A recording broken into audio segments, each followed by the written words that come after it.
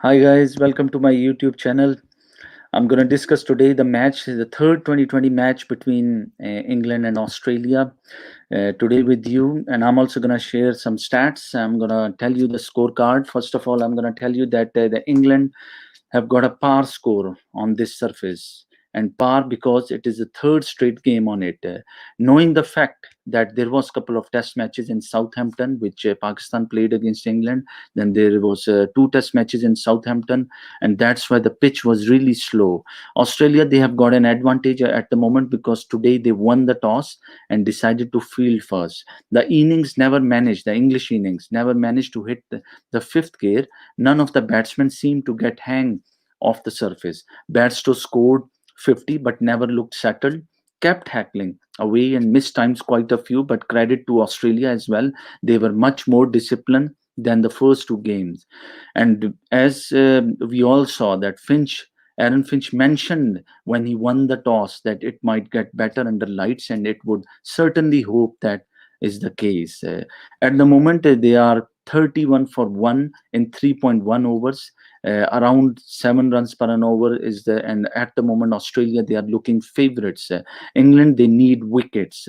I'm going to share some stats with you now. Just so The stats I've got today, which I just want to mention. First of all, before I tell you stats, I'll tell you the scorecard. Tom Batten wasn't impressive today with a strike rate of 33.33. He faced six deliveries and he could only score 2 runs. Johnny Bairstow, when he started initially his innings, he was a bit slow and he was struggling. There was quite a few edges we saw, and then soon he progressed. He managed to score 55 runs with three sixes and three fours.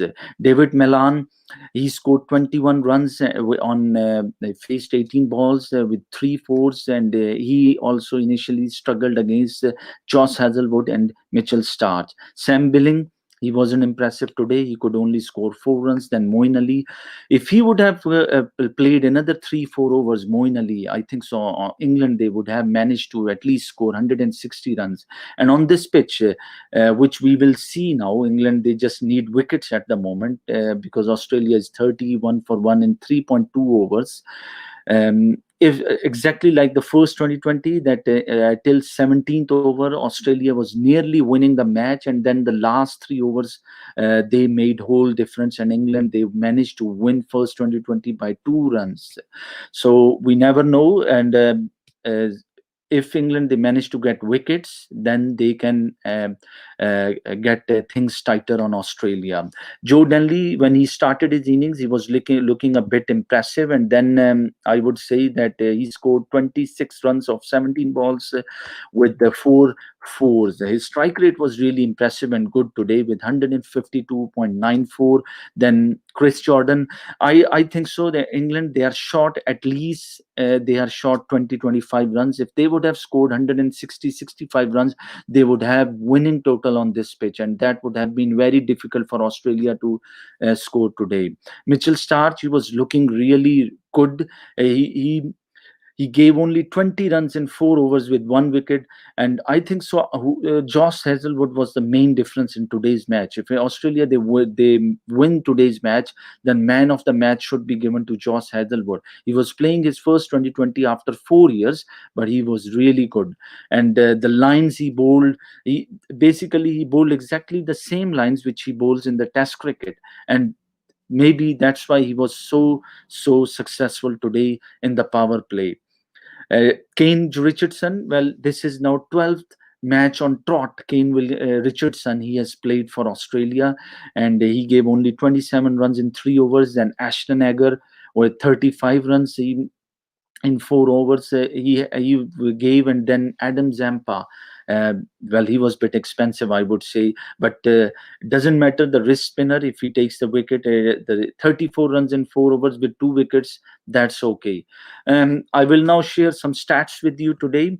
And the Bairstow runs by 10 balls, I would say there was 7, 10, 13, 17. He was very scorchy early on, and still he wasn't looking fluent in his innings, but still it was because of the Johnny Bairstow that England managed to score 146 runs. If he would have not scored those 55 runs today, I don't think so England would have even scored 146 runs. With every passing match in the series, we saw that Zampa bowled slower. His percentage of balls above 88 kph have fallen from 76% to 70% and just 55% in this match. I'm also going to share here that about some of the stats from Crick Wiz, and they are saying that the Moeen Ali is a powerless against spins.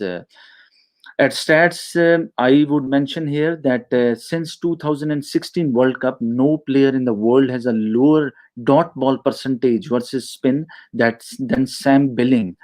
24%, which is Sam Billing has got. And if we compare Moeen Ali and Sam Billing, that's they have been really good. They had been really good in against spinners. And on the other side, AB de Villiers, Virat Kohli of India, AB de Villiers from South Africa, then KL Rahul of India, and then Steve Smith, they have also had been exceptional against spinners in 2020. England, they have scored 26 runs from 9 reverse sweeps in this series. Australia have scored 3 from 2, and the reverse sweeps has helped England counter negative matchups against the spinners, and that was very effective. England's power play total today was 33 for 1, and that's the lowest of the series so far. Perhaps the used pitch is the factor in this, but Australia found 80 degrees of swing most of any power plays of the series, and 65.65 degrees of seam, second most by of any power play this series. The score I'm gonna mention here is 36 for 1 in 4 overs. So I think so England, they are pulling things back. They need wickets. They need at least 2 more wickets in power play.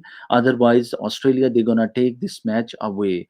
I will talk about David Malan average against pace bowling of 119.33 is the highest in 2020 history for a player, with at least 250 runs against the quick bowlers.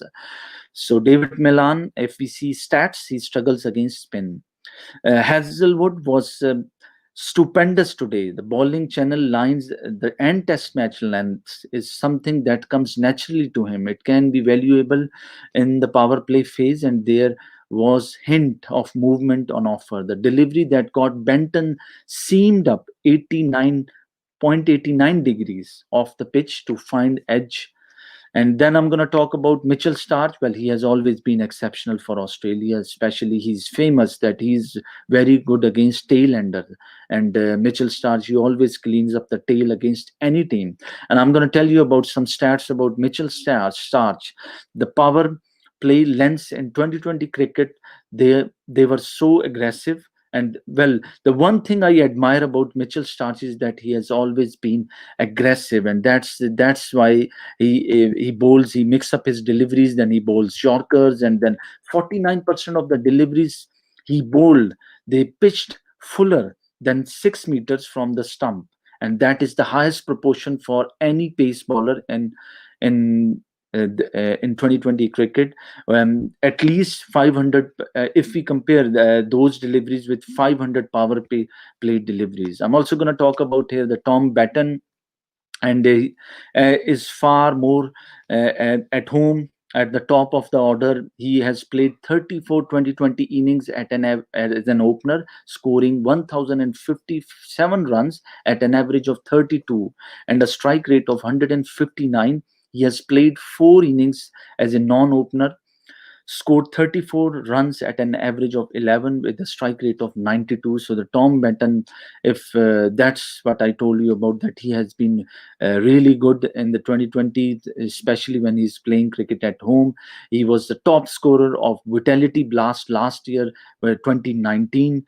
And I'm going to talk about in the end of these stats that Joe Denley is carded to bat at number 6 for England in his 2020 career that spans 199 innings and more than 15 years. He has played 2 innings, faced 13 balls, scored 5 runs at number 6 in the batting order. So that was all the stats which I wanted to mention about the Joe Denley, Tom Benton, Mitchell Starr, Josh Hazelwood, David Milan. And then mentioned about Australia's the how they bowled. Then I told you about the Moeen Ali, that why he is so good against the spinners. And then England, I told about that England, they have scored 26 runs from the 9 reverse sweeps. Um, I will mention now the scores here. And I would say that Australia, they are 47 for 1 in 4.5 overs. The required run has dropped down now to 6.53 with the current run rate of 9.72. Australia, they are looking really good against England at the moment, and they are looking favorites. I would say they're going to chase this total. I would also mention here that the last over from Wood was the last over Wood he bowled was at 147, 149, 144, 143, then 146, and then 151 kph.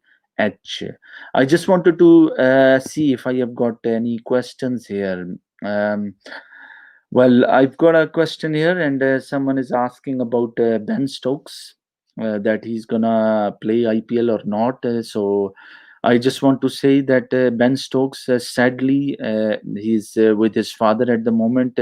His father has got a brain tumor, and he wants to spend his time with his family, and that's one of the reason he is gonna miss half of the IPL. So if you like my video, please share it, and also please don't forget to subscribe my channel. I just want to mention now once again before I leave the scorecard. And Australia, they need 98 runs from 90 balls, and Marcus Stoinis is playing on 15, and then Aaron Finch is also on 18. Thank you very much, and that's it for today.